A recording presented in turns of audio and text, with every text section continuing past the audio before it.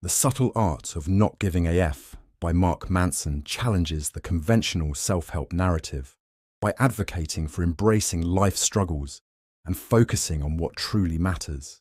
Through humor and personal anecdotes, Manson emphasizes the importance of accepting reality, taking responsibility, and choosing our priorities wisely to lead a more fulfilling life. Chapter 1. Don't Try. Mark Manson opens the book with a story about Charles Bukowski, an alcoholic, womanizer, chronic gambler, and a writer who achieved success by accepting his flaws rather than overcoming them. Bukowski's gravestone reads, "Don't try," symbolizing his philosophy. Manson introduces the concept that the constant pursuit of positivity is a negative experience. Instead, the acceptance of negative experiences is a positive experience. He argues that we only have a limited number of things we can care about, so we should choose our Fs wisely. The key takeaway is that trying too hard to achieve happiness and success can lead to more dissatisfaction. Chapter 2. Happiness is a problem. Manson discusses the paradox of happiness, using examples from Buddha's life and modern psychology. He introduces the hedonic treadmill, where people continually chase pleasure but end up no happier. Manson asserts that happiness comes from solving problems, not avoiding them. Pain and suffering are inevitable, and the key is to find meaningful problems that we enjoy solving. He discusses the importance of embracing the struggles and challenges of life, as they lead to growth and fulfillment. Happiness is not about avoiding pain, but finding the pain you're willing to sustain. Chapter 3. You are not special. This chapter challenges the entitlement mentality and the culture of exceptionalism. Manson critiques the societal message that everyone is destined for greatness, arguing that this leads to unrealistic expectations and dissatisfaction. He emphasizes the importance of accepting our ordinariness and embracing our limitations. By doing so, we can focus on what truly matters and work hard to achieve meaningful goals. Manson shares stories of people who achieve success through hard work and perseverance, rather than expecting it to come easily. He stresses that being average is okay, and that striving for extraordinary can often lead to frustration and unhappiness. Chapter 4. The Value of Suffering. Manson delves into the role of values in shaping our experiences and determining what we find meaningful. He explains that our values dictate our priorities and the metrics by which we measure success and happiness. Good values are reality-based, socially constructive, and immediate and controllable. Bad values are superstitious, socially destructive, and not immediate or controllable. Manson argues that by choosing better values, we can focus on meaningful goals and experiences. He shares examples of people who found fulfillment by reassessing and changing their values to align with what truly matters to them. Manson shares the example of Pete Best, the original drummer for the Beatles, who was replaced by Ringo Starr. Initially, Best was devastated, but he eventually found peace and happiness by focusing on his family and a new career. Best's story highlights how shifting our values can lead to fulfillment even when things don't go as planned. Chapter 5. You are always choosing. In this chapter, Manson discusses the importance of personal responsibility and the power of choice.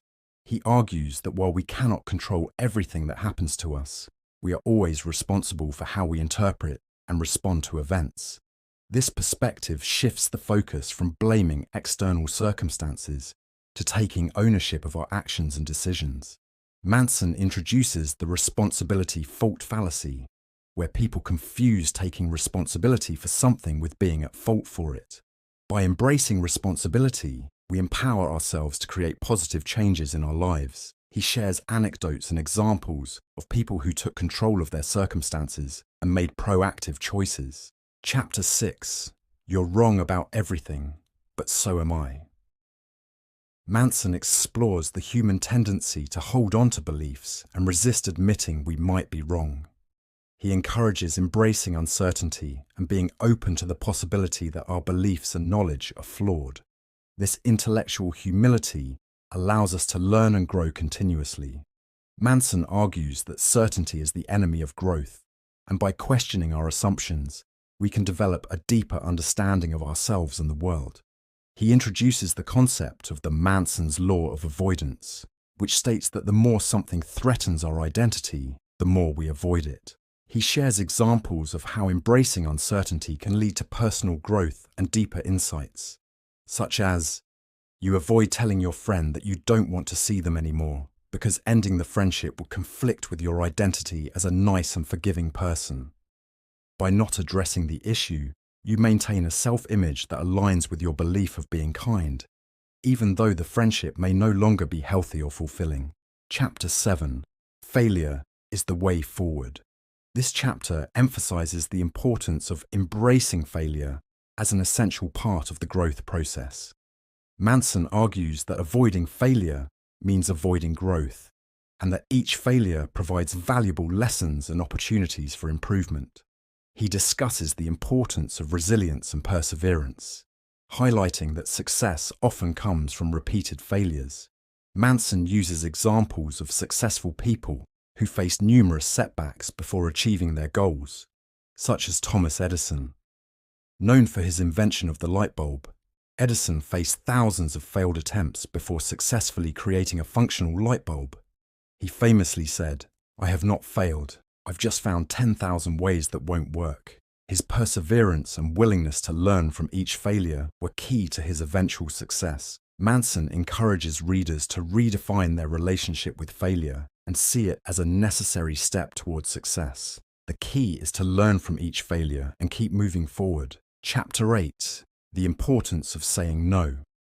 Manson highlights the necessity of setting boundaries and learning to say no to things that do not align with our values. By doing so, we protect our time, energy, and focus for what truly matters. Saying no is not about being rude or selfish. It's about prioritizing our commitments and staying true to our values. This chapter teaches the importance of selective focus and the power of disengaging from unimportant or harmful endeavors. Manson shares the example of Steve Jobs, who was known for his ability to say no. Jobs would often reject good ideas to focus on the few great ones that truly mattered. This selective focus allowed him to create innovative and high-quality products. By learning to say no, we can lead a more fulfilling and focused life. Chapter 9.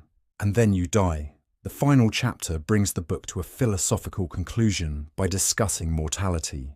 Manson reflects on the inevitability of death and how it can be a powerful motivator to live a meaningful life. By accepting our mortality, we strip away superficial concerns and focus on what truly matters. This awareness helps us to live more authentically and prioritize our true values. Manson argues that confronting our mortality allows us to take life less seriously and focus on the present moment. He encourages readers to embrace their mortality and use it as a guide to live a more fulfilling life.